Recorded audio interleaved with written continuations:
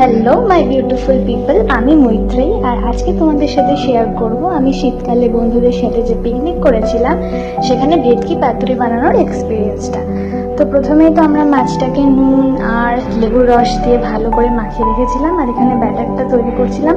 যা যা লাগে সাদা সর্ষে, কালো সর্ষে, দই, আদা কুচি, হলুদ, কাঁচা লঙ্কা, সর্ষের তেল, এই সমস্ত দিয়ে তারপর ব্যাটারটা রেডি হয়ে যাওয়ার পর কলা পাতাটাকে ভালো করে সাইজ করে কেটে তার উপরে আমরা মাছগুলোকে রেখে ব্যাটারগুলো সুন্দর করে দিয়ে দিচ্ছিলাম। যেরকম আমরা এতদিন বাড়িতে বা শেফেদেরকে দেখে এসেছি যে সুন্দর করে একটা, শুধু যে তারা রান্না করে সেটা না, তার মধ্যে একটা আর্টিস্টিক ব্যাপার থাকে। তো আমরা জানি না কতটা করতে পেরেছি, বাট আমরা সবাই মিলে মন দিয়ে কাজটা করছিলাম আর খুব চেষ্টা করেছি ভালো করে কাজটা করার, যাতে খেতেও খুব সুন্দর হয় আর দেখতেও খুব সুন্দর হয়।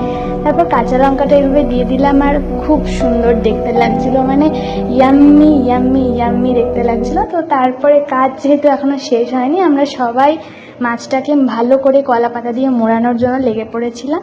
আর যেহেতু আমরা অতটা এক্সপিরিয়েন্স ছিলাম না, তাই জন্য বাঁধতে একটু বেশি টাইম লাগছিল ঠিকই, কিন্তু আলটিমেটলি আমরা সবাই মিলে চেষ্টা করে খুব ভালো করে করেছি। ওই যে বলে না যে 10 মিলে করি কাজ, হাড়ি জিতি নাহি লাজ, সেই ব্যাপারটা এখানে হয়েছিল।